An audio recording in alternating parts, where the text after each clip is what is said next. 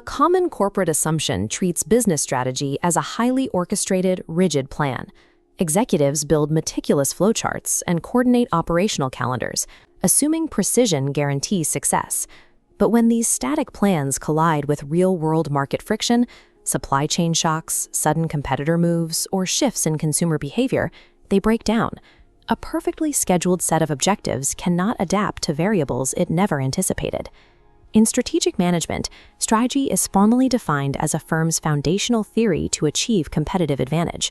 Like any rigorous theory, it has strict operational requirements. First, it must clearly articulate the rationale behind why specific actions will create tangible value for the firm under a precise set of circumstances. Second, these mapped actions must be difficult to imitate. If a strategy is easily copied, it offers no lasting advantage. The firm must secure a position that is too costly or technically complex for competitors to replicate. Approaching strategy as a theory changes the managerial objective. Instead of just tracking execution metrics, leaders analyze the underlying reasons why certain moves work, allowing them to tailor their approach to unique market contexts. This theoretical foundation allows a firm to differentiate between mere operational efficiency and the unique, inimitable actions that generate value. By testing this economic hypothesis, managers can identify which specific commitments actually drive their competitive position. Developing a highly effective theory of advantage is entirely abstract. The immediate problem becomes translating that theoretical premise into the daily operational reality of a corporation. This translation requires a specific architecture known as the Strategic Management Process, or SMP.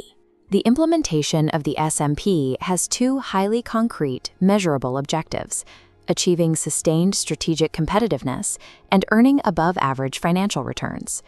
At a high level, the SMP operates as an interconnected, continuous cycle. It links environmental analysis directly into strategy formulation, which dictates on-the-ground implementation. To understand how a firm successfully engineers competitive advantage, we must deconstruct this framework layer by layer, starting from first principles. Relying on instinct or ad hoc executive decision-making introduces significant operational misalignment. Maintaining this systemic process provides a method to keep a large organization consistently generating above-average returns. A working strategy requires an integrated and coordinated set of commitments and actions. The anchor for this integration is a firm's core competencies. These are the specialized resources and operational capabilities that a company performs exceptionally well, and they serve as the focal point for every strategic commitment.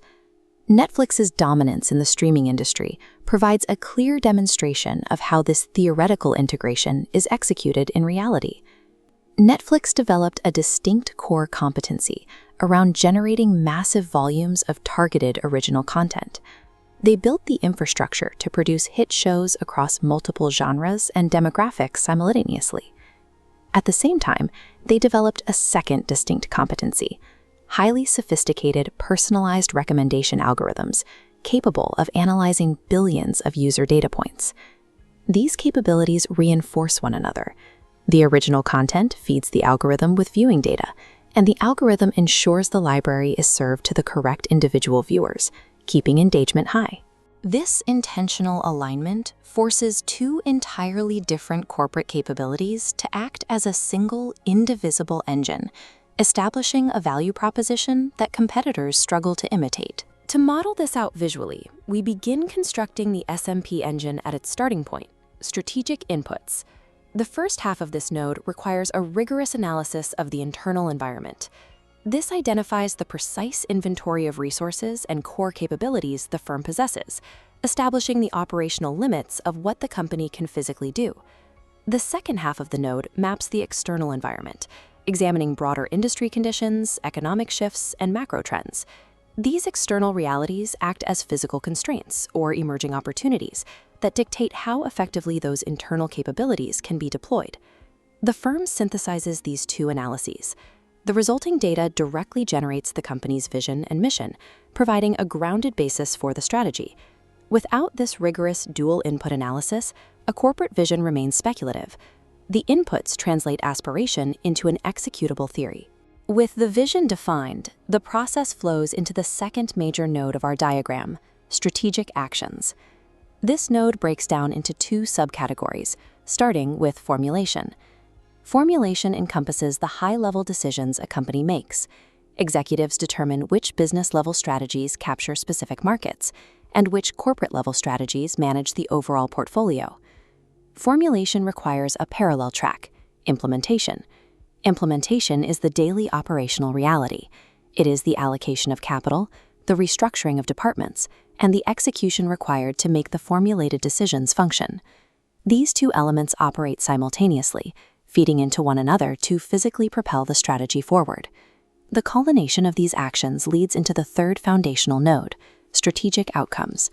A firm's theoretical premise is validated here through the achievement of strategic competitiveness and the securing of above-average returns. Traditional corporate planning often views this linear progression from input to outcome as the strategy's end. This perspective overlooks the environmental shifts that eventually erode any single set of actions. If the model stops at the outcome stage, the system becomes static. Competitors eventually decode the strategy, replicate the execution, and the initial competitive advantage degrades.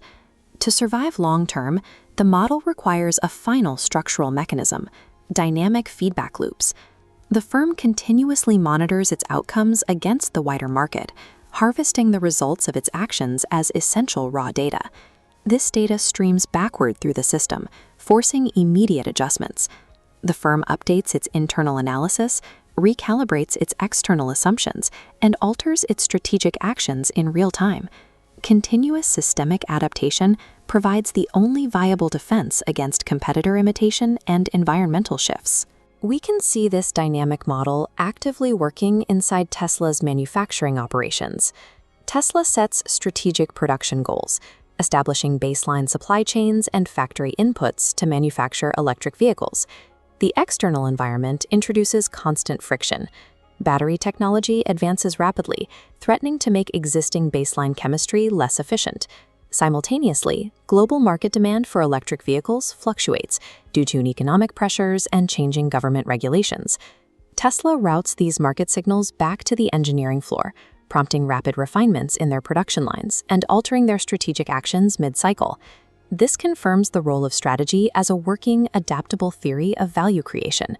The strategic management process serves as the engine, designed specifically to keep that theory alive. Sustained strategic competitiveness remains an ongoing, systematic pursuit, governed by this rigorous theoretical core.